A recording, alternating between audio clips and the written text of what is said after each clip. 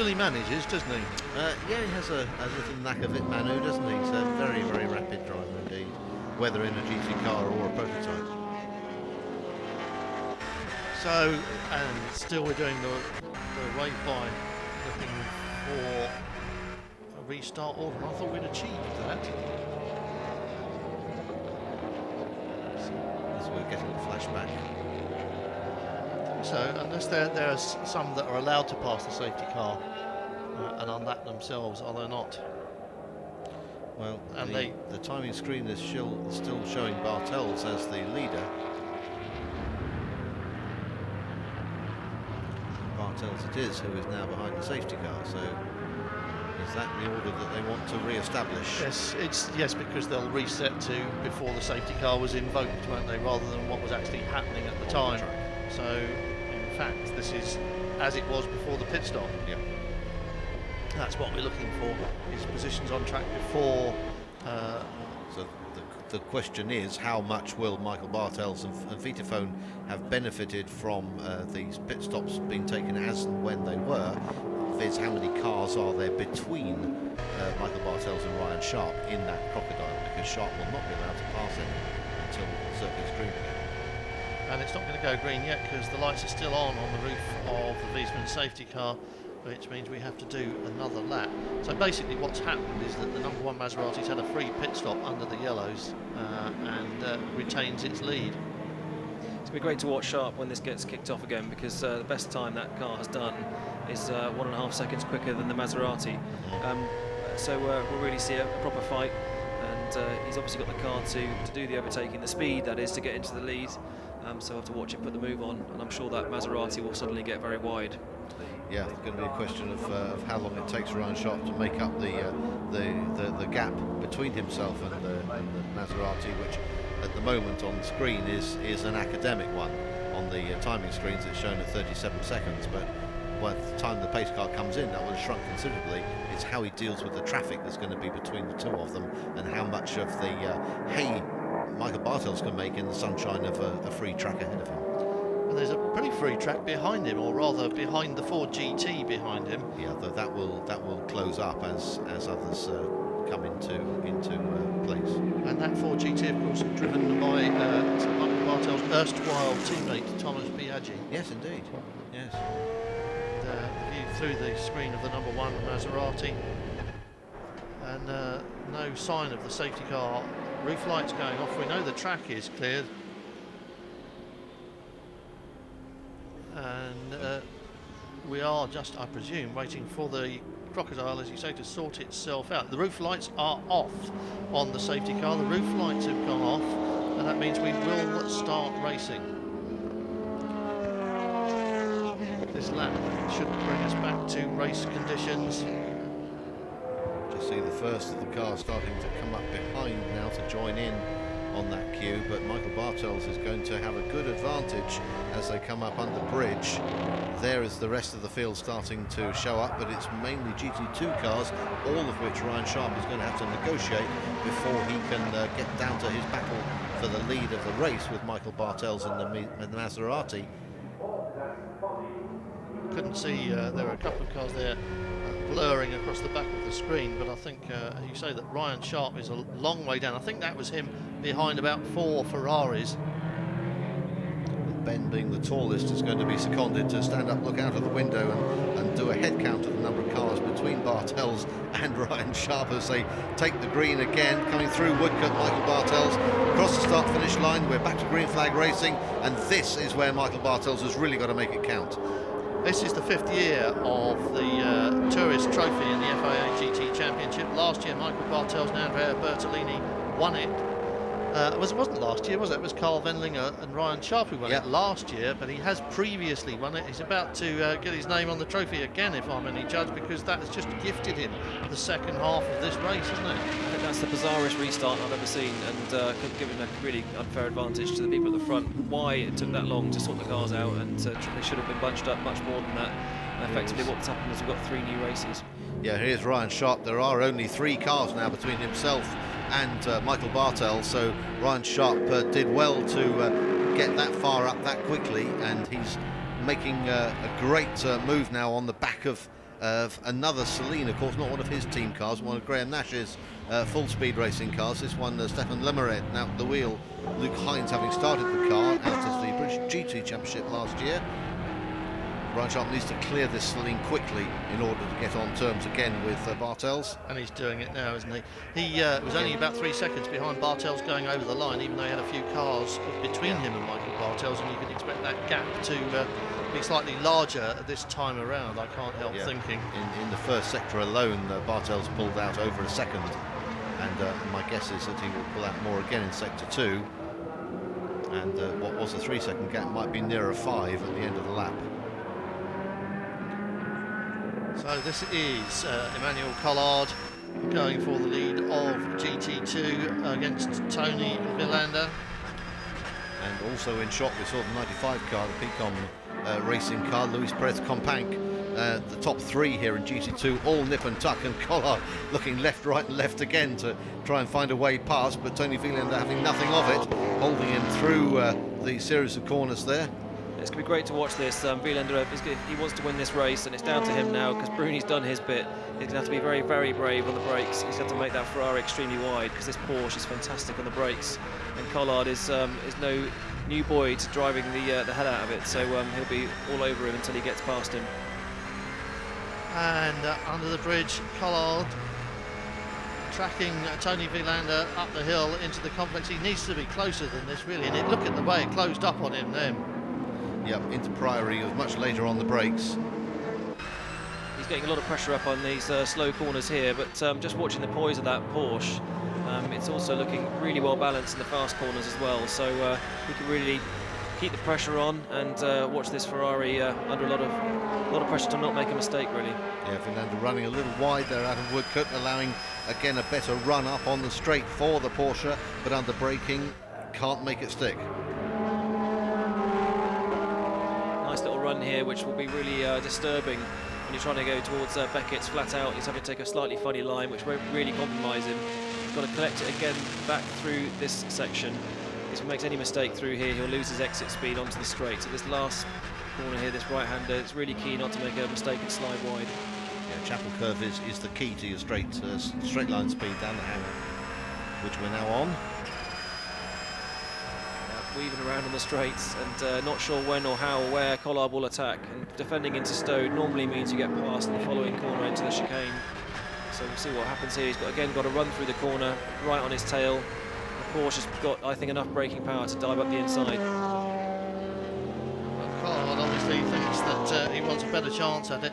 Let's just have a look at the timing screen while we're watching this battle. Just remind ourselves that Michael Bartels still leads, but he's got a 4-second lead over Ryan Sharp, so that really did work in favour of Maserati and against the K plus K. Back in the cockpit with Collard now as he starts to size up his opportunity to get past Tony Villander. Miguel Ramos has been summoned to the race director, if only I suspect, to explain why he stopped the car on the track and didn't pull it off to the side. Right.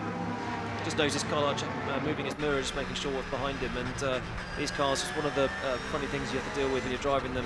When you clobber the curbs, it can knock the mirror askew, so you end up getting a reflection of your own feet. So he's just clocking it up to back to where it was, and making sure that the car behind isn't too close. Oh. More concerned with the car in front of him at the moment. Absolutely. It's trying to go through the Ferrari rather than round it. Yeah, and there's that smoke coming out of the Ferrari now, Yes, so he's probably ended that guy's race. Dislodged or moved a bit of bodywork onto the wheel arch onto the tyre. There's a puff of smoke there for a while, but it seems to have gone away, so I think that is probably the case. But no, there's still smoke there, isn't there? Tony Villander's time is indeed, as you say, numbered. Collard has tapped him a bit too firmly from behind. That was looking like a friendly nudge, but now it's more of an unfriendly nudge, isn't it? Yeah, they're all pretty unfriendly, really, especially in Luffield. And you know, if you do that to someone, that they've got the long drag down the straight. If the car gets sideways at the apex of Luffield, they will really struggle to get the power back on. Yeah. If Wielander's lucky that this smoke you can see may just be the bodywork catching now that it's been tagged, and again, if he's lucky, that bodywork may just burn off. Yes, hope it doesn't just take too much of the tyre with it as it happens. He's still looking good. I think Emmanuel Collard has gone down a notch or two, hasn't he, since that? Because he obviously thought he was getting a little bit too wild. It's unsettled both of them and given Vilander a bit of space to breathe in. Given Luis Perez-Companc a little encouragement to try and stay on the tail of this pair. Podium start to the season will be a good result for them, having won the last race of the 2008 season at San Luis. Ferrari's going really well, actually. It seems to have come out of nowhere. In fact, he's watching these two bump and nudge one another. Collard, sensibly, he's seen that Ferrari coming, and it's just given Vilander some space to let him get on with it, post some fast lap times, let them both pull away. I think it's probably his plan before he challenges for the lead again. Two Argentines in that 95 car had a great result at Sebring this year as well, bringing home second place by borrowing Jimmy Bruni from AF Corsa to race with them, and so no fluke that they got that result at the end of last season, as they're showing here with the Formula E in 2009. Could be a bit of just dessert here for the prancing horse, with Collard looking at now more under pressure from third place than he really was a second ago. He was looking like he had a shot at taking the lead, and now he's hanging on to second if he can. In fact, looking at it, it looks more like he's done more damage to himself. Yes, I was just going to say they've got more radiators and things at the front, haven't they, that make them a bit vulnerable at that end. But he was working a lot harder and looking a lot less tidy there, and I wonder if he'd nudged the front wheel. They've done a bit of repositioning on the radiators on the 2009 spec car, but that number 60 Pro Speed is still a 2008 car, so no benefit of that yet for that team, as Ryan Sharp has closed up to almost within a second of Michael Bartels, while we've been watching the GT2 battle. The GT1 battle has been progressing as well, and this is the result. Maserati coming under pressure from Ryan Sharp, and if Sharp and Wendlinger are to win this race, they will be the first FIA GT winners to repeat the feat of winning the RAC Tourist Trophy. What was Bertolini shaking his head there, watching that on screen? You could see Andrea Bertolini didn't look as if he thought Michael Bartels would be able to keep Ryan Sharp behind him, did he? It's Italian for I might finish second. But it's really close now. He's having a good look under the brakes there, and Sharp got plenty of time to pick Bartels off, and he's should be in no real rush, but he's got the quicker car, and the sooner he gets past him, the better at the same time. Given that K+K are running this Saleen for the first time, they've done a good job on it, probably with a lot of help from Sharp and Wendlinger. Really impressive. The guys are obviously driving the wheels off it, but it's consistently had fantastic pace through this race, so it won't be a real surprise when he gets past him, as long as he makes it tidy. They took their race engineer from Jet Alliance with them, so that will keep that sort of the trio together is always a good thing, obviously. Yeah, but of course stability within a team counts for a lot. Let's have a look and see what's happened to Emmanuel Collard. He's still right behind Tony Vilander, and he's got a bit of time over Companc in the Ferrari behind, so I think he's maybe settled down now. Yeah, Collard putting in his car's fastest lap last time round, as indeed has Mario Dominguez, the Mexican driver in the K+K car. There's a little bit of damage on the front end of the 14, and you thought there was a touch, didn't you, before, but I think that was in traffic, it must have been. I think I can see a pass coming up here, and wow, it's got fantastic straight line speed. That's 14 Sharp. He hasn't done him on the outside going into Stowe, which is a great move, very clean, but that took some brave driving, good stuff. Yeah, now it'll be interesting to see how far he can pull away, because there is another round of pit stops to come. With Michael Bartels now in the cockpit of the Maserati. That looks like he's got a problem. It's going so much slower that it looks like he's lost a load of straight line speed. This is Carl Wendlinger watching Ryan Sharp going past. Yep, very pleased to see that, but that Italian shake of the head, I'm going to finish second. Perhaps Andrea Bertolini spotted something earlier than we did even. This car's got, I think, well, it looks like it's got a problem because it seemed to lose so much speed down the back straights that maybe it has some kind of misfire, but it suddenly lost 6 car lengths in one straight, which didn't look normal. 1:46 was his last lap time,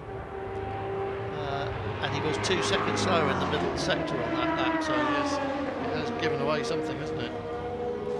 Yeah, Ryan Sharp, of course, they've got the fastest lap in that car, the 1:44.6. Means while we'll have a word with Carl Wendlinger and get his reaction. Carl, it certainly doesn't seem too much of a problem, you moving from the Aston Martin to the Celine out there today. Sorry? It certainly doesn't seem to have been a problem for you moving to the Celine, going from the Aston. Oh, they are both very good cars, very good GT cars. The last years, the Aston Martin we were very competitive, but also this year with the Celine. At the first race here in Silverstone, we have good performance and it runs very well. And Ryan seems to be having a fantastic stint there. He's just taken the lead. Yep. Ryan seems to have moved up to pole position for you. He's got a fantastic stint today. Yes, very good. I mean, he catched up a lot to Michael and now he passed him. And now, if possible, he would like to make for sure a gap to Michael and maybe we can stay in the lead. Great. Good luck. Thank you. He was faking that. He could hear every word. He just wanted to get right in his ear, didn't he? And he had his earplugs in, as Ben noticed, so, and they do tend to block out your hearing, don't they? GT2 battle continues apace on screen as it's Collard still trying to chase down Tony Vilander, and of course the Ferrari, who heads the class. Luis Perez Companc still in third, but dropping back now from this pair. It'll be interesting to see Ryan Sharp complete this lap because he's posted a really excellent first couple of sectors. So even though their teammates, himself and Wendlinger, will be keen to outperform one another, as long as they stay on the track, they'll be looking at their lap times and comparing who did the fastest stints. And Sharp, now he's in the lead, he's got a clear track, he'll be looking to see what he can push out of this car on fresh rubber. Yeah, Ryan Sharp's sector 1, the fastest of anybody's in the entire race. So it'll be interesting to see how his lap time here compares with that of Carl Wendlinger. It's a 45.1 against a 44.6, which Carl managed to wring out of it in the first stint. Nicky Cadet closing up there in the 51 car on Andrew Kirkcaldy, just ahead of him in 56. Nicky Cadet we know from GT3 last year, and he seems to have taken to GT2 quite nicely, thank you. Yep. This is, where are we? We are talking about 5th in GT2 at the moment for Andrew Kirkcaldy. Graham's saying 4. 1, 2, 3, 4. All right, then 4. Into the pits comes the number 13 car again. Now that is out of sequence because they've already had a stop. Michel Orts, unless this is for their second stop, which it may well be. Yes, we're down to just 40 minutes. My goodness, that time has flown. Yeah, so we've got to make, everybody has to make a second stop and drive the change. 1 or 2 people have already accomplished that. Look, Rano Kuppens is back in the 40 car. And as you say, Michel Orts in there with 13. So we're just coming up to the point where the second round of pit stops will start. We might even see some people take it right down to the last possible moment. We've seen that before. And to a short stop, a little bit of a splash. Be interesting to see too with that safety car period whether anybody does need to change tyres, as we've got a little battle going on screen here. This is the one that we were looking at earlier, Nicky Cadet and Andrew Kirkcaldy. This will be interesting to watch unfold because Kirkcaldy won't be keen to let that place go. Obviously they're driving the same car, and he's got a lot of experience driving in this category, this Ferrari with his team. So to have a new boy on the circuit passing an unlike machine won't go down very well. So he'll be very keen to stay in front. The big difference between the two, of course, is the 50 kilos of ballast that Andrew's carrying in his car, which will hamper him. All the GT2 runners, regardless of make, electing to be on the Michelin tyres this year, so there's no difference there between them. And as you say, Kirkcaldy with 50 kilos, he's got a small female passenger beside him in weight terms, if you think about it in that way. He's got a passenger and Nicky Cadet hasn't.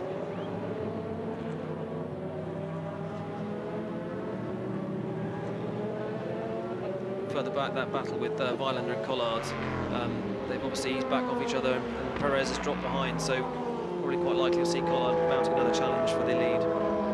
There's the gap now between Perez and Collard is 8 seconds, and it's exactly as you said, they've concentrated on their own lap times, and Vilander 152, Collard's last 153, and Perez 156. And 3 seconds of lap round Silverstone scrapping between yourselves.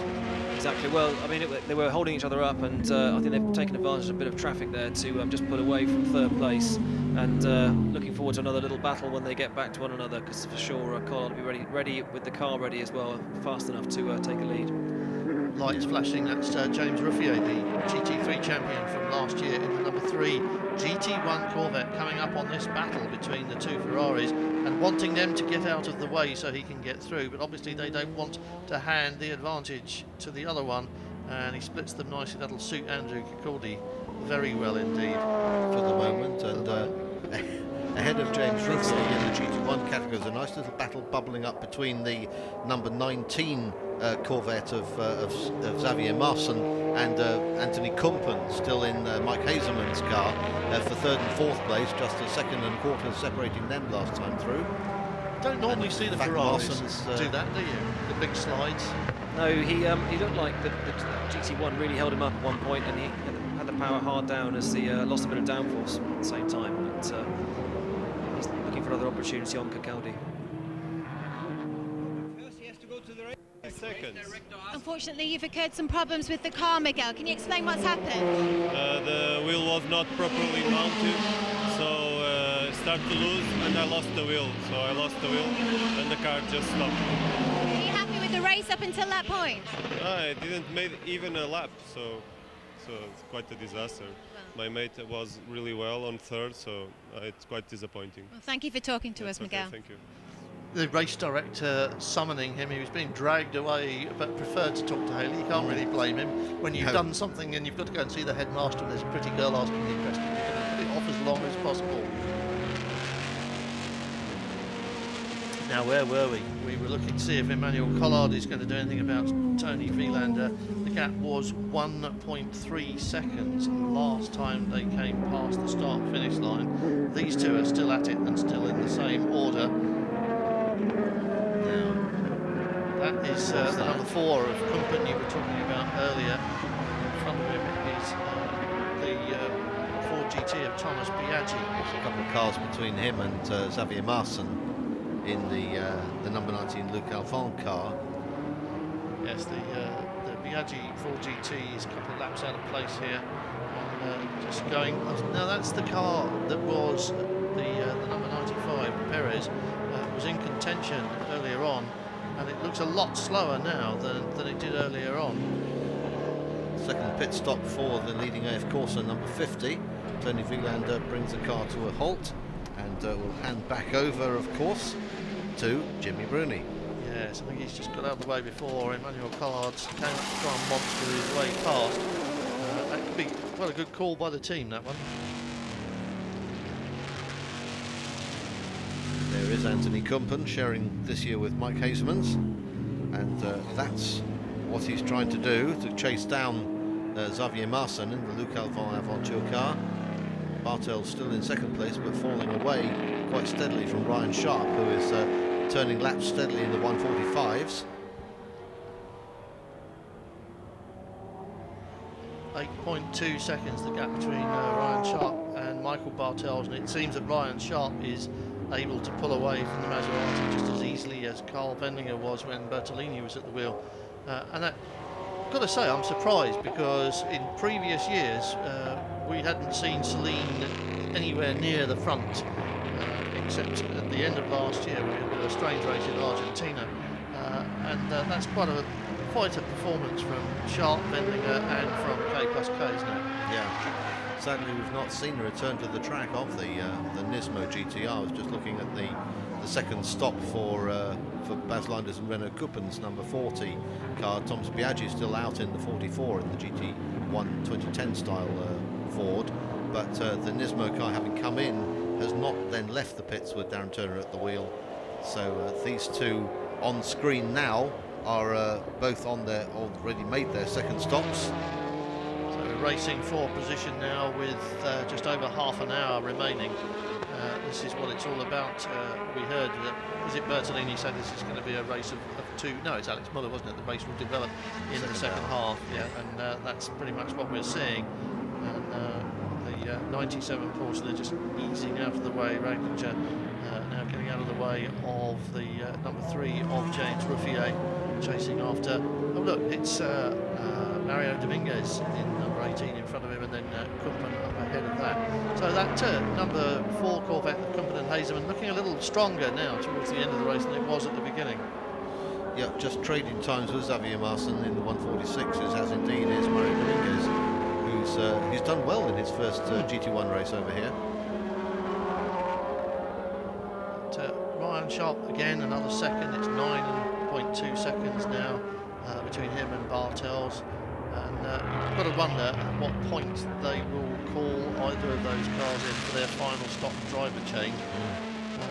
Seems that Ryan Sharp and Carl Wendlinger have always been very evenly matched, even in the wet when Carl Wendlinger is exceptionally good in the past, and we're seeing that again. Ryan Sharp able to lap pretty much at the same pace as Carl Wendlinger, although of course it was Wendlinger who set the best lap in 144s, and it's currently running at 145s, isn't it? Yep, Nicky Gaudet is still trying to find a way past Andrew Kirkcaldy as we look at the second stop for Fred Makovici to bring the Aston Martin in from what was 18th place to hand back to factory driver Stefan Mucker.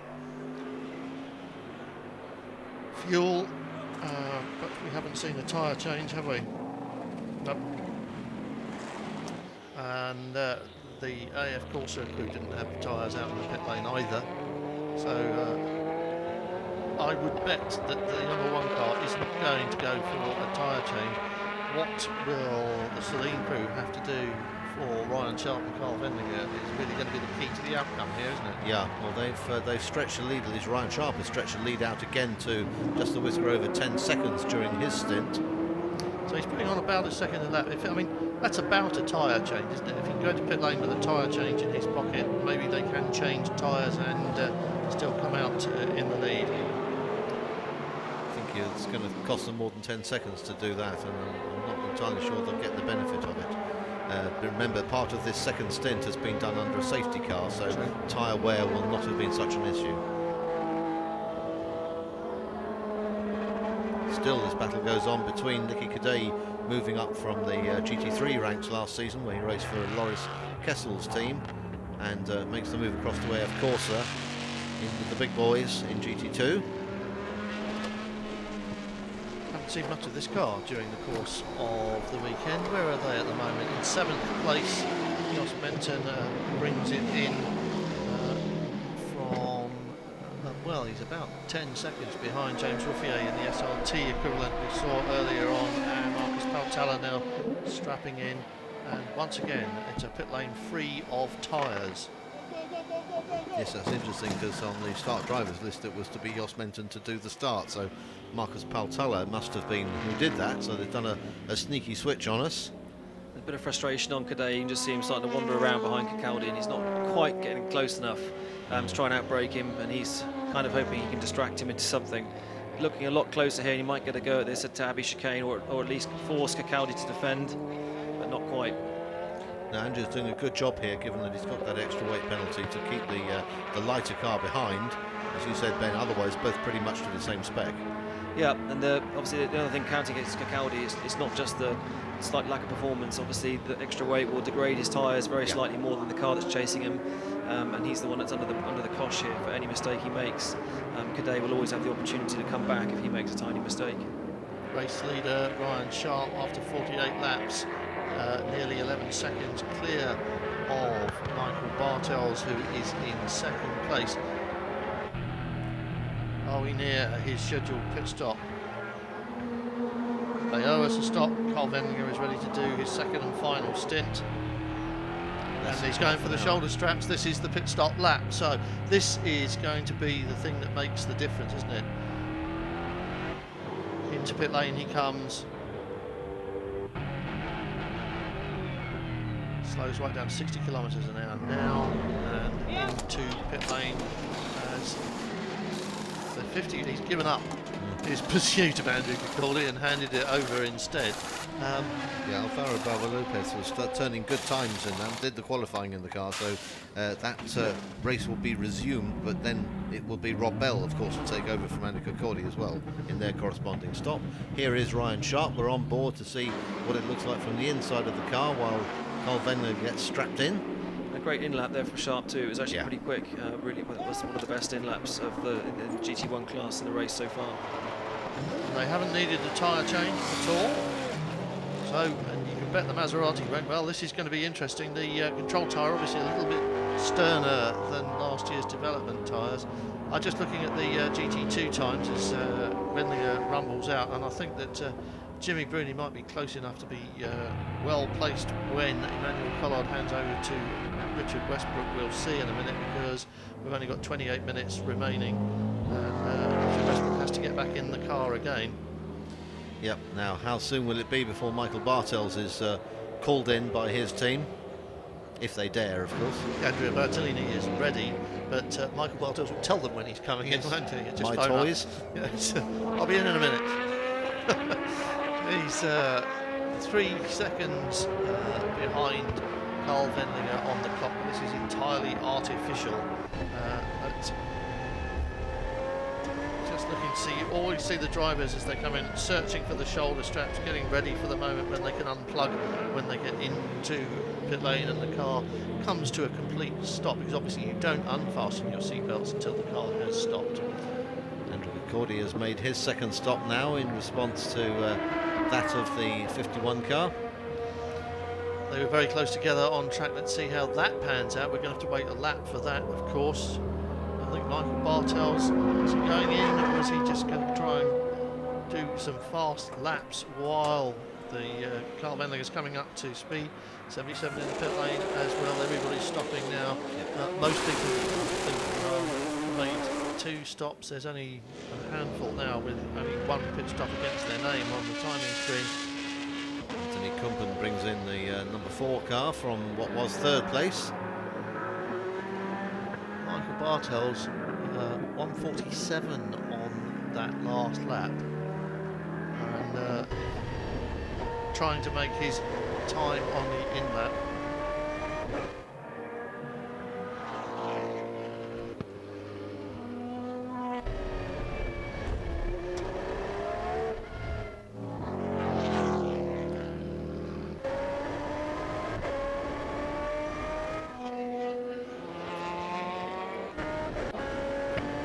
Massen, Kumpen, Dominguez, Wendlinger is what it says on the timing screen after the pit stop. Smoke out of the back there under braking for Michael Bartels. I've seen that so many times and said, look, there's something wrong there, but I think it's just a little bit of oil on the overrun.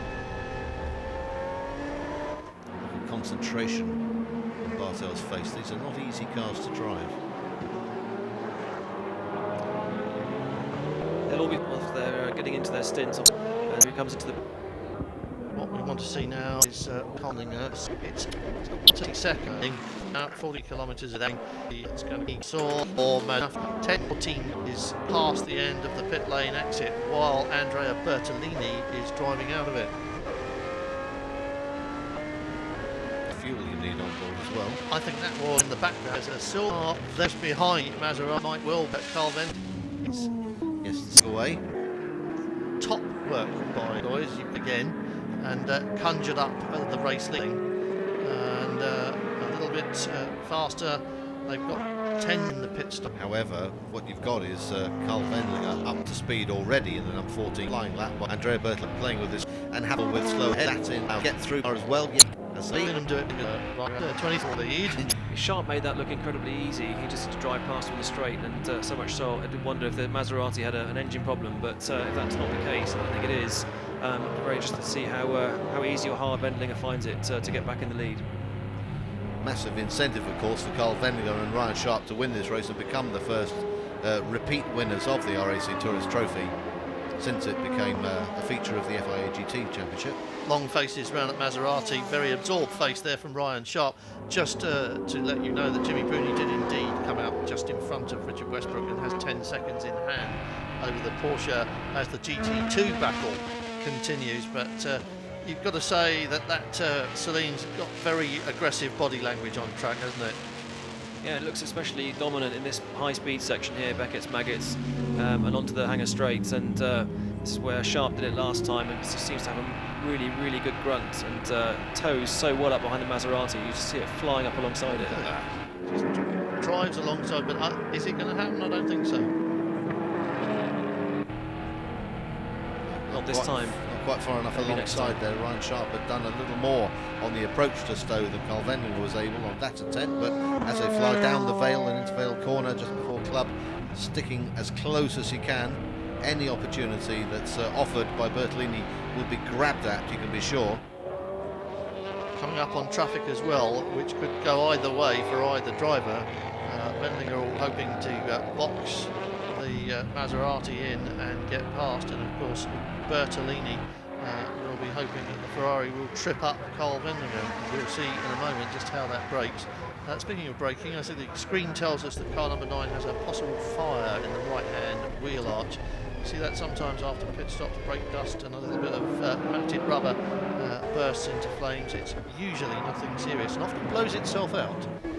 Yeah, that's the DK car we were talking about earlier, where actually Tiziot's Menton at the wheel now, so it was just a slightly errant graphic that had Marcus Baltala getting in. Lead Maserati obviously pretty held up there with a Ferrari, and that's not helped him get away from Carl Wendlinger. And we've seen it several times before how quick he is in this back straight. They'll just line him up as best he can through Beckett's here, and it looks like he'll have another run at him down the back straight.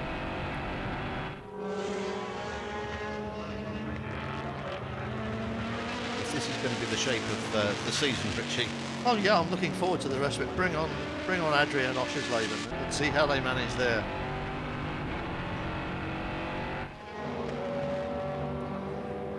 Well, Ryan Sharp, yes, he gave us the thumbs up when he knew we were watching, but before that he didn't look as confident as he might do, did he? Well, Wendlinger's last lap quicker than Bertolini's by a tenth, so he's getting there, edging up all the time. And he's capable of doing 46s for Wendlinger, and that was when the tyres were at the end of his first stint, and still got good rubber from Sharp. He wasn't in the car that long. He's got at least a second in hand on this car he's chasing down. And more traffic ahead to confuse the issue.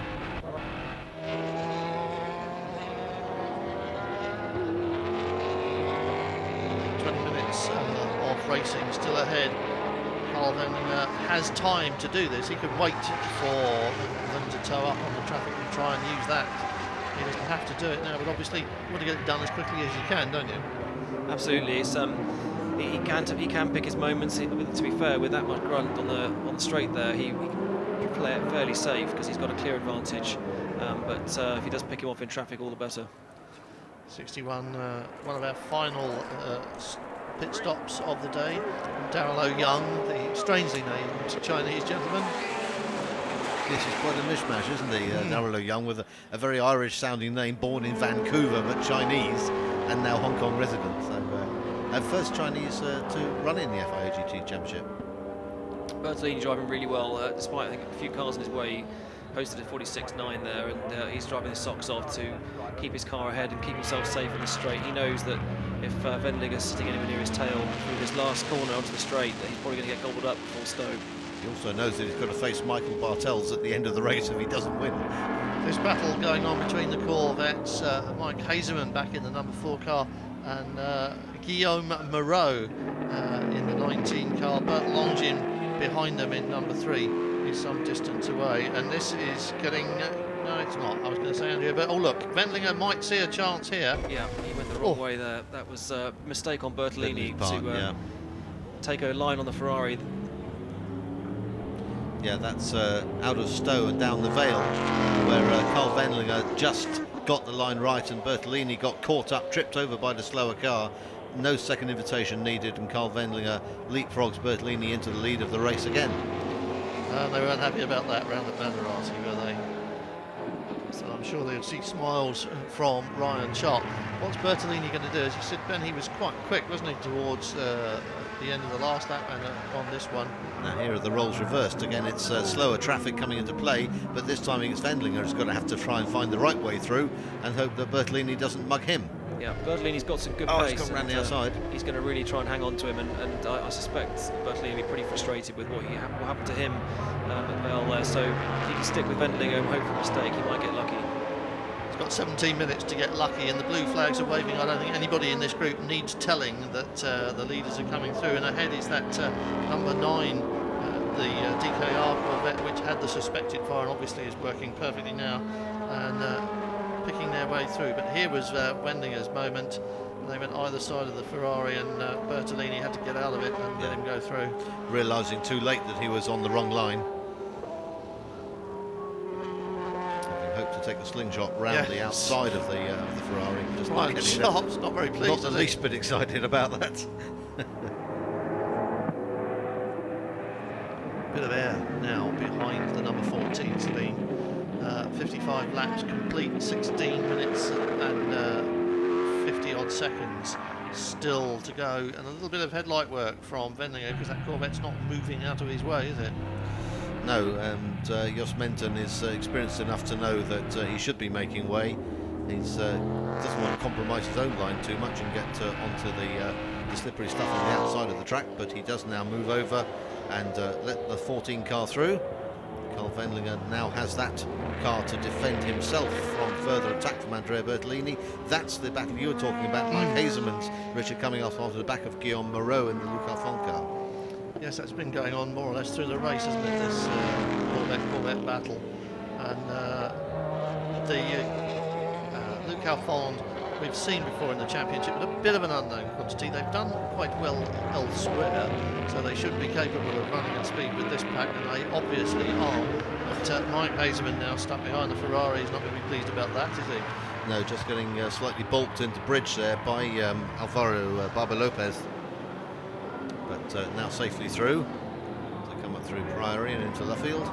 Just half a second separates the first and second places as they went through just ahead of this little battle last time, and then we might see a bit more on the clock next time around, because Carl Wendlinger is settling into his groove now and has got a bit of air. And what's happening there, which it's 1.3 the timing says between Hazelman and Moreau, but yeah, Moreau won't care about 1.3 seconds because he'll be looking in his mirrors and all he can see is yellow. Yeah, having the better of the traffic there for the last lap, certainly Guillaume Moreau, and opening up that little gap. Adam Lachko remains in 5th position in the sister car to Carl Wendlinger, so K plus K will be very pleased with their day's work if things finish off like that. And let's have a look just at the GT2 times. Jimmy Bruni still holding off Richard Westbrook. And the gap has come down. It was 10 seconds after the pit stops. It's now 7. Oh dear. Oh dear, oh dear. That front wheel is locked. Locked solid, and that gap will not be 10 seconds anymore, or 7 seconds. Mechanical problem for AF Corsa, and we haven't seen that since Nogaro over a year ago. No, again, we didn't see the start of that, but there is that's weird. A wreath of smoke coming off the was there contact left front in that corner? Or did that just decide to drop off its axle? But a mechanical problem, certainly. End of the line. Game over for Bruni and Wielander, the defending champions. And can't really see what happened there at all. But real shame. I mean, that looks like it's just completely seized. In fact, you can see it's on a slight angle, so whether it's slightly come off the hub and locked and seized up. It's a shame, because Bruni done a great job there, pulling well away from the Porsche, which may have damaged itself when it was tapping the back of the Ferrari early in the race. A suspension failure or something there. You can see the wheel, the front left wobbling. Bottom bracket breakage or something. Yeah. Yes, Jimmy Bruni always does a great job, doesn't he? Yes, bar none. But that has handed the GT2 race pretty much on a plate to Richard Westbrook and Manuel Collard in the Pro Speed Porsche. Matthias Russo second, and that'll then move Andrew Cocodi up to 3rd place. 1.5 seconds the gap last time between Wendlinger and Bertolini. Carl Wendlinger is easing away from Andrea Bertolini, and you sort of think he's got this pretty much under control now. Yeah, Andrew Cocodi, of course, although not yet changed on the timing screen, is now Rob Bell, having completed their 2nd stop. Thomas Biaggi still out and having only done 1 stop in the 44 car. I suppose they don't have to stop if they don't want to, because they're not going to get any points. Not going to get any points anyway. And they can't really get into any trouble, so if they just split it in half and said, you do the first hour and I'll do the second hour, and maybe that's how they've done it. But Wendlinger leads it from Bertolini, 1.5 seconds the gap. Just a glimpse of Andrea Bertolini's car in the background, and there is the number 50 car parked on the side of the road, really on the long walk back. Wendlinger about to complete this lap. He was 1:46 last time, and he was 2.6 seconds clear this time of Andrea Bertolini. Yes, second lap coming out. Which is what we saw before, with both drivers against both other drivers. So it seems to be in the car, doesn't it? It does, which, as I say again, it says a lot for the preparation of K+K, because Celine has not been a mark that's featured at the front of the GT1 field in recent times, other than at San Luis last year. When we saw the very popular win for the season's underdogs for Anthony Kumpen and Bert Longin.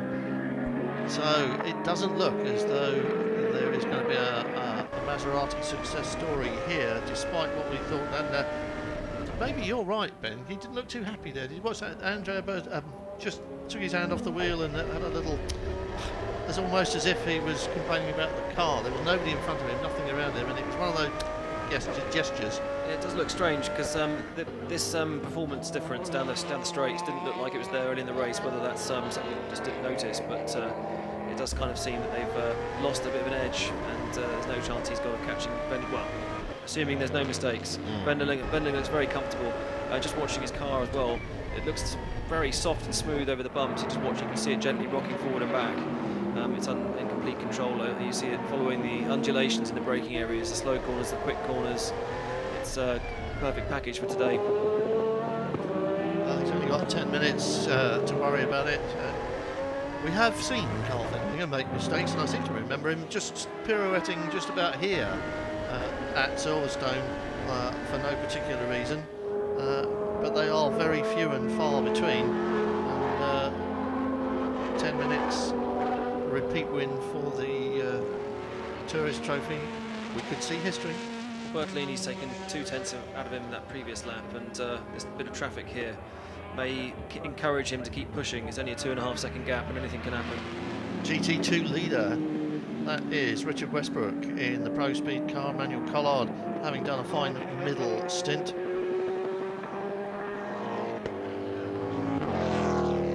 Trying to see what's the gap there. Westbrook back to Matthias Russo. He's now second, 10-11 seconds. So it's all pretty much under control here for Westbrook and Collard. And it's all pretty much under control for Wendlinger and Ryan Sharp. GT2 leader Richard Westbrook, Manuel Collard on the pit wall. 11-second gap, 9.5 minutes to go. Can you relax? Are you going to relax? No way. I mean, it's just, anything can happen, but these last laps, and you don't relax till you finish the race. So I'd be interested to see what sort of times Wendlinger starts posting here. Well, Carl Wendlinger has got 2.5 seconds over Andrea Bertolini, who was getting quite racy the previous lap when they got into traffic. As you say, Ben, he may well have thought that he had an opportunity. You should. I mean, you can never ever give up with these, particularly with the traffic opportunities, and suddenly that 2.5 second gap. It might feel comfortable for Wendlinger, but it can be gone in an instant if you catch a Porsche or Ferrari in a wrong place.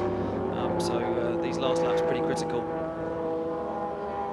Well, with 8.5 minutes on the clock, and the lap's running at just under 2 minutes, you can work it out for yourself, probably better than I can. Because mathematics, I just haven't got enough fingers to do sums like that. Carl Wendlinger, 2.1 seconds. He's not in any sense clear at the front of this race, as you say. And we're looking at Matthias Russo, who's second in GT2, which underlines that too. Underlines what you were saying, doesn't it? Yes, absolutely. PCOM seem to have come of age, and the back end of last season and the start of this, they've really got their act together, and this is the result.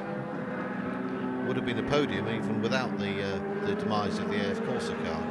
Well, of course, the demise of the AF Corsa car, we know, has put Richard Westbrook up into first place and Matthias Russo here up into second. But of course, it's also lifted the car behind onto the podium, and the car behind is CRS. Yes, indeed. Andrew Capaldi and Rob Bell are going to get a podium out of this. They had a good outing here last year, and they're going to have another one this year as well. Maybe not what they were hoping for, because Chris Niarchos has made no bones about it. He wants a championship. Sure, and Andrew Capaldi made no bones about wanting a fourth consecutive pole position here, but that wasn't to be either. So just looking at the Ford GT, as you said, Graham, the Nismo GTR has vanished from our screens, but it does seem as if this pair have shared the driving in this car more or less equally. No, they've had 2 stops now, so I think that is Thomas Much back in the on car. board the car, although the time scoring is not yet caught up with that any more than it's put Rob Bell back into the CRS car. So with a bit of luck we can have a word now with Thomas Biaggi with Haley. Thomas, there's certainly been a great buzz surrounding the 2010 cars, but how did it feel actually getting the Ford GT out there racing? Yeah, I'm very pleased to be here with the Ford, and I have to say many thanks to Martin Bartek and the Matec team. I'm also very pleased because I drove the car here for the very first time, and now after I had a very good stint, very consistent, we are going to score 1 point, which is very good for a brand new car with the 2010 rules and specification. We are missing a lot of speed, but apart that, the chassis and the car under braking is very, very good. Thank you, Thomas. Why has he still got his hat on? You'd wonder, wouldn't you? Thomas Biaggi, always entertaining, but obviously very pleased with the way things have gone for the Ford GT, and the timing and scoring has caught up and put Thomas Much in the seat. Lots of work still to be done on these new cars, of course, particularly on that car where the straight line speed of this new GT1 car is actually less than that of the GT3 equivalent, simply because it's got a much bigger frontal area. They haven't yet worked out how the aero package is going to finish up, so this is very much a first attempt. And you were noticing something there? It's just watching the lead cars, and it's extremely close on times, and Bertolini's taken another 2/10 out of Wendlinger, so Wendlinger's either toying with him for the last few laps, or he's not able to pull away. So when it closes to less than 2 seconds, it only takes one little mishap with the traffic, and we could get a lead challenge, which would be great fun to watch.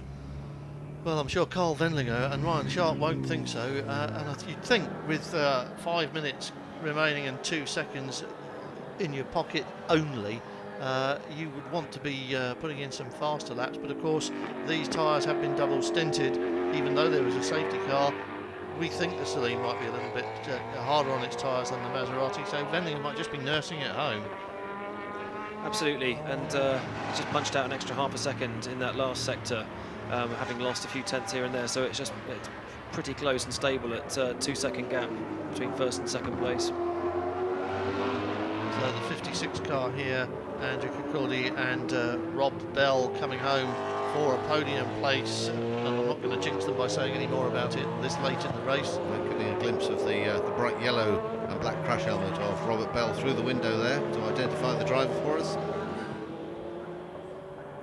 and they'll be pleased with that. It's been a difficult weekend coming to grips with a car that suddenly got almost twice as much additional weight on board as they were used to last year. Here's the Luc Alphand car yet again, still in third place. Guillaume Moreau having pulled out a couple of seconds over Mike Hazeman in the last 5 laps to create a bit of a breathing space for himself and potentially a first podium spot, third place podium spot for them in their first attempt this season. Luc Alphand having come into the series occasionally in the past, and certainly for the Spa 24 Hours. And as you say, there is air now, quite a lot of it back to Mike Hazeman, who I think may well have decided with just 3.5 minutes on the clock that 4th place is going to have to do this weekend. It's still very much on down in the GT2 ranks, however, between the 61 car that we saw there, Daryl O'Young taking over the second Pro Speed Porsche, and the second AF Corsa, the remaining AF Corsa car of Alvaro Lopez Barber. There they are on screen, and Lopez Barber looks to be towing right up onto the back of Daryl O'Young now, and it'll be another honours battle between Ferrari and Porsche for 5th place. We've had battles all the way through the field now, and they're going to get one more lap out of this, aren't they? I think. Depends where the leaders are. What will happen is when the clock says 0, the checkered flag will be brought from its becket and will be unfurled in front of the leader the next time he passes the start-finish line. So it's 2 hours and the rest of whatever lap Carl Wendlinger is on at the end of 2 hours.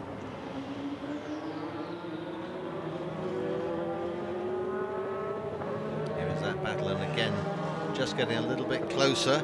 The Spaniard towing up onto the back of the Porsche, wanting to make that place his with just a shade over 2 minutes remaining. They'll get this lap and one more.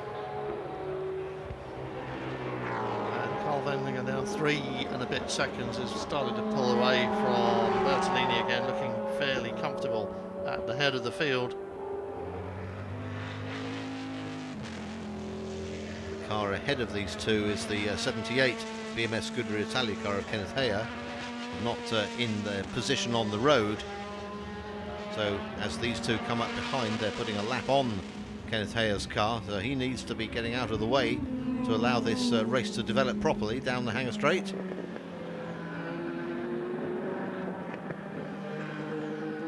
Jump will be pushed there really, and Porsche's gone through. It's a good clean move at Stowe. Yeah, and Barber able to follow through, so the two contenders still there. In fact, having a good look with the headlights blazing in the rear mirrors of the Porsche. Alvaro Barber Lopez looking to make good this pass as he's got one more attempt round here at Club. Up into Abbey has been a favourite passing place in all categories this weekend. And it's always that kind of thing, the last laps now, and the sensible head sometimes gets thrown out the window by some drivers, and he may just go for the glory of the extra position. So could get a bit of excitement. Good to hear a race driver confirm that there is such a thing as a sensible head, because we've not often had much evidence on it. But they are indeed on their last lap, and so is Carl Vendinger, and he's 3.5 seconds clear of Andrea Bertolini. Moreau still holding on in third place, so situation as it was at the head of the field. And here is your race leader on his final lap. He will get a 0 on the countdown timer before he gets to the finish line, which means that when he gets there, he will be shown the checkered flag. So it's broken just nicely for Carl Vendinger at is that 64 laps or 54 laps? I can't read the screen from her. 64, and he has got the fastest race lap as well, of course, and they started the race from pole position. So quite frankly, it couldn't have gone any better, and it'll be the first time that we've had a repeat win of the Tourist Trophy in the FIA GT Championship. A checkered flag for Carl Vendinger, and you know that he doesn't give much away in terms of emotion ever, but he's very happy about that. You see a lot more on the face of Ryan Sharp, don't you? A lot of animation in that pit. That's a great result. I think both Sharp and Vendinger drove fantastic races, and Vendinger, in spite of what we were saying, what might happen at the end, he put out a 5.5 second gap in those last laps, so he never lost composure and took his chances in the traffic and drove a great race. And how encouraged will that pairing be to see that as their first result of the season, having moved from the highly successful Jet Alliance team and the highly successful TBR 9S into rather less well-known waters. A Czech entrant. Indeed. His first time winning in the GT Championship. Yep, that's not bad at all for K+K. They will be delighted. I'm sure there will be champagne there. This is how Vendinger and Sharp started last year, of course, and for the second season in succession they went to the final round, or to the last round, European round, as someone who could have challenged for the title. So expect them to be doing that as this season progresses. All celebration time though for the race winners. Yeah, Ryan Sharp a lot more animated, isn't he? Carl Vendinger always is. Yes, everything's fine. Yep, there is the Celine. Well, that has been a very impressive 2 hours, hasn't it, from that car and those two drivers, and from that whole team. We said at the beginning of the race that we didn't know what to expect, we didn't know where the form book was going to put things, and we've got a fairly good idea now, haven't we? Yep, on that final lap, just to satisfy my curiosity, glancing down the timing screen, Alvaro Barber Lopez did make his way past Darilo Young and up into 5th place in class. So GT2 goes to Richard Westbrook and Emmanuel Collard, with Matthias Russo and Luis Perez Companc in 2nd, Andrew Cody and Rob Bell 3rd for CRS Racing. What an afternoon. What do you make of that then? I think it's great. Great start, and I mean, it's interesting to see how close that was at the front for the, well, relatively, with the Maserati and the Celine. I think we'll see a lot more, especially as the season goes on and the teams get more time to work on the cars, and certainly from the Nissan, when that starts to come on song as well, regardless of the development series at the moment. But I think all these cars will be a lot closer as the season goes forward. Well, Andrea Bertolini and Michael Bartels never discount the importance of having points. Remember, their season started very badly last year, and it didn't come alive until they got to Spa, when it got a kick-start, and they really kicked everyone else into touch at Spa, cleaned up on the big points haul, and went on to clean up on the title. And a perfect group on the podium for Stefan Rattel, of course, because variety being the spice of life, we've got Celine, Maserati and Corvette all represented on the podium. And of course it is Porsche and Ferrari, as you'd expect, in GT2. And looking, Stefan Mucker is a reasonable result there as well for Aston Martin on its first outing. Carl Wendlinger, race winner for the second time here at Silverstone. He gets his name on the Royal Automobile Club's Tourist Trophy with Ryan Sharp for the second year in succession. That's a little bit of history for us, and something for the team to celebrate. They will be happy about that. And Andrea Bertolini, ever the gentleman, going over to offer his congratulations as well. And have a manly hug, which has to be done. Very manly. Third place for this team. They'll count that as pretty close to a win, won't they? Yeah, Luc Alphon and his team will be very pleased with that. It's a good result, first time out, and a new pairing, of course. Guillaume Moreau, first time in the FIA GT GT Championship, and a good pairing, I think, for the season, that one, with Xavier Marson, who showed so well alongside Christophe Bouchou. Let's see if we can catch up with Carl Wendlinger in the holding area now. Congratulations on continuing your success after last year, Carl. How was it? Very good. We were very fast all through the race, but then with the pace car we lost position and a little bit of distance. But Ryan did a great middle stint again. He passed Michael Bartels and was in the lead. But then after the second pit stop, I was behind Andrea. Andrea was pushing very hard, and I was a bit lucky that he was a bit blocked from a slow car, and I could pass him. But perfect weekend for us. Great. Thank you very much. Thank you. Modest as ever, but the truth was that once he had got past, he drove away. Yeah, and as he said, it's a perfect weekend for us. If you wrote the script for a perfect weekend's racing, that'd just about be it, wouldn't it? Everything you want: pole position, nice win, fast in every stint, and not too hard on the tyres either. First time in the new car, first time with the new team, first repeat of winners of the RAC Tourist Trophy. Yeah, I can't think of anything else that you'd add. Ben, anything missing from that list? No, I mean, nice start. I'd imagine they'd have liked to stay in the lead the entire time, but the nice thing was we got to see them work for their race win on every occasion on the pit stops, so they deserved their result in every way. Well, they'll be on the podium shortly to celebrate that one. There's a big crowd been here this afternoon. Silverstone's such an enormous circuit that you can put 15,000, 20,000 people in here, and it looks as if there's no one here. And the only giveaway is when you try and go somewhere, cross a bridge or go through a gate, you have to join the queue. There have been a lot of people here on what has turned out to be a sunny bank holiday Sunday afternoon. And you can't ask for much more than that, motorsport, can you? Perfect result, good racing, and a little bit of sunshine. Man of the match, Graham? Good question. Yes. Actually, yeah. That stumped him. Yeah, Why don't you think about that and we'll ask Ben? I thought it was pretty straight that one. I'd give it to Wendlinger, and could see that in his eyes from the minute he was interviewed pre-race when you dissed him for the win. But I could see him, he had a 1,000-yard stare, and he was answering his questions, but looking at the first corner, and he was thinking about one thing, which is getting there first. It wasn't the best start from pole, but he's brought it home in every way and really held it together. Well, yep.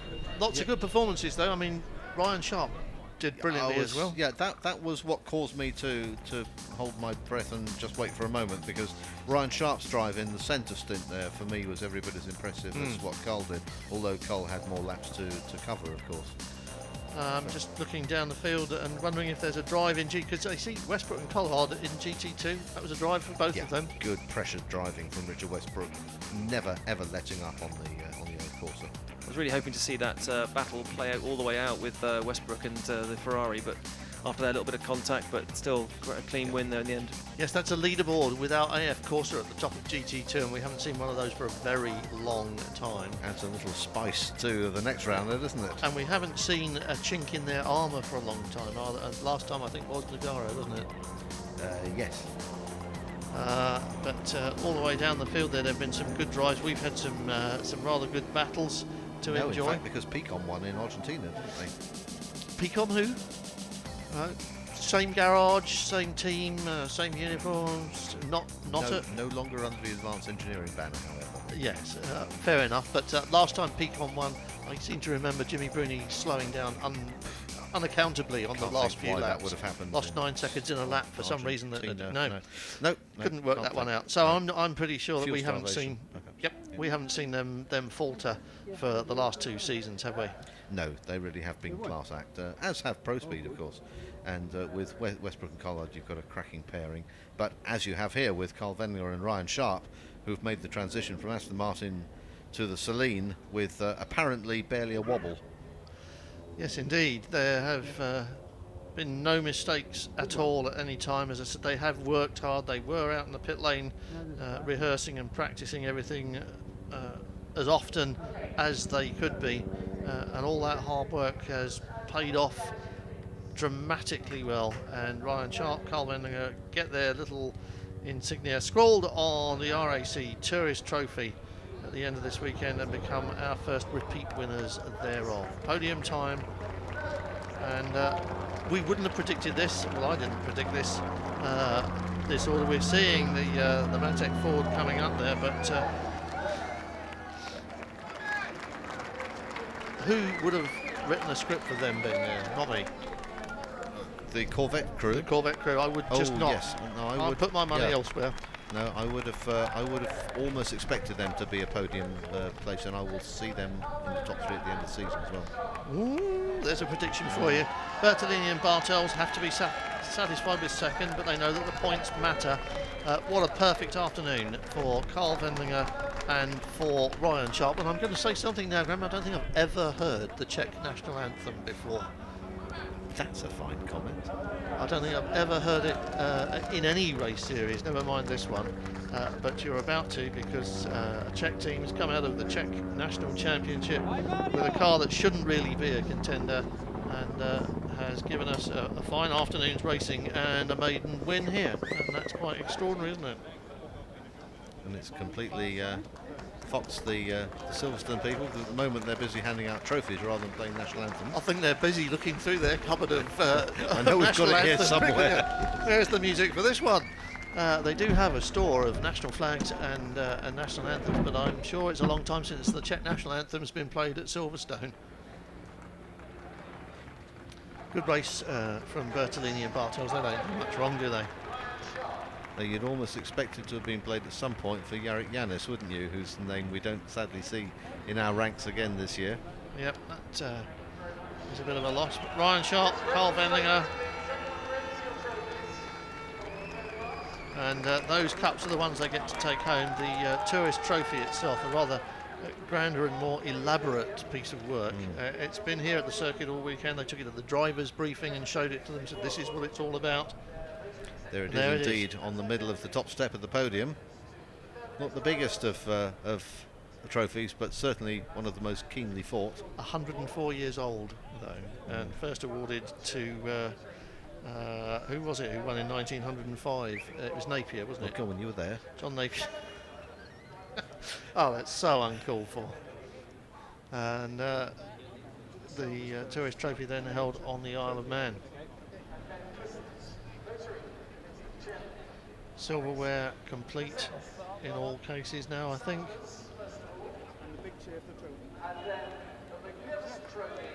And they're still searching for that CD, aren't they? And that is the Royal Automobile Club's Tourist Trophy. And the second time that Ryan Sharp and Carl Wendlinger will have held that one between them. Came here in a supercar parade with a police escort out of London on Friday morning. Arrived here at lunchtime. It's been on display round the circuit. That's what it's all been about this afternoon. But of course, this is just round 1 of 8 and there's more to follow. I'll take that, thank you, says Yes. And the there's gentleman from the RAC. a lot of big security guards around the back of the podium waiting for that to be returned to them. It gets very carefully looked after. Line everybody up for the photographers again. Champagne comes out. I Young don't lady, think- if she's wise, will make a hasty exit. It does appear to me that there wasn't a CD in the cupboard after all, because we haven't had a national anthem. I just don't think they'd got it, have they?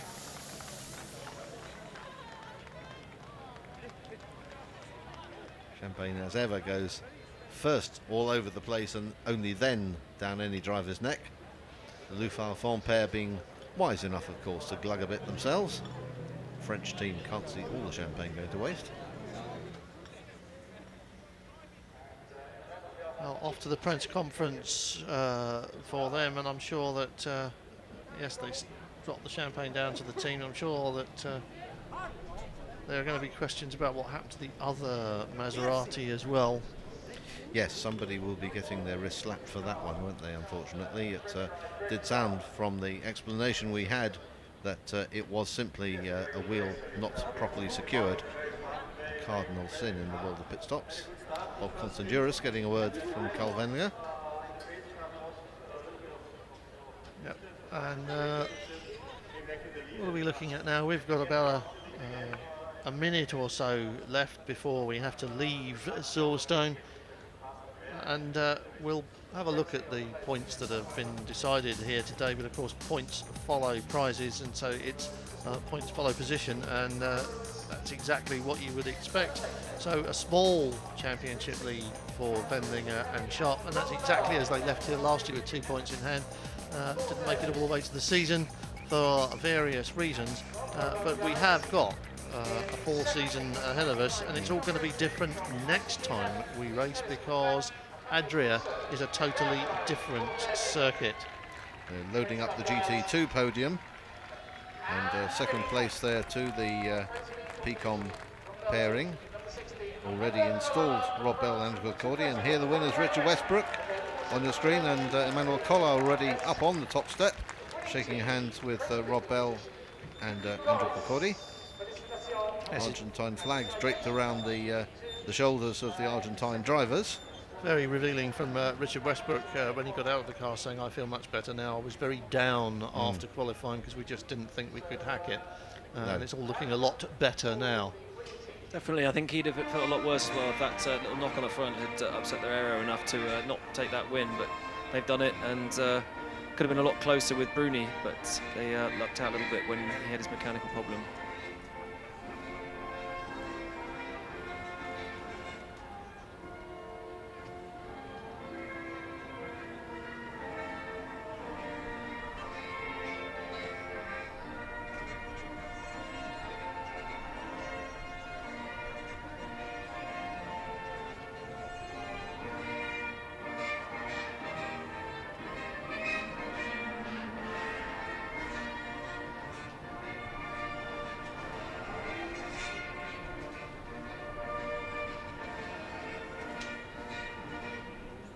Well, we obviously had the Belgian national anthem in the cupboard anyway. For Pro Speed, who filled that car, and off to their champagne spray after the silverware. And it's a very unusual podium, as we said, without AF Corsa being up there in some shape or other, and a very rare. Yes, often as not, we've seen the second car shadowing the first, haven't we, onto a podium. So.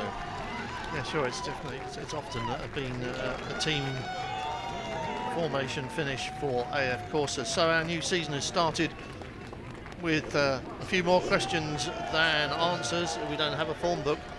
We'll find out a little bit more next time we're out. We're going to Adria in Italy. It's just south of Venice in a couple of weekends from now to do the whole thing all over again.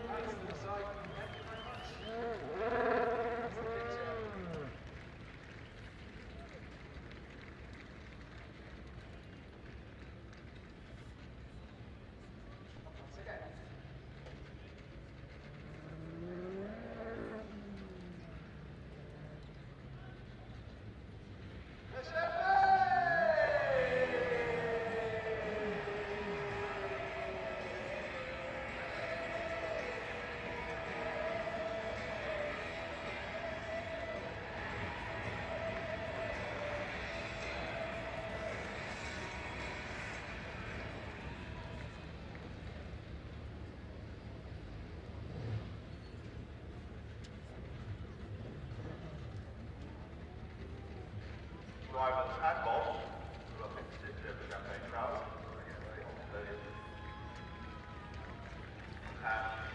And as you say, we can look down on the grid of all the three cars right up in the lead up in sunshine.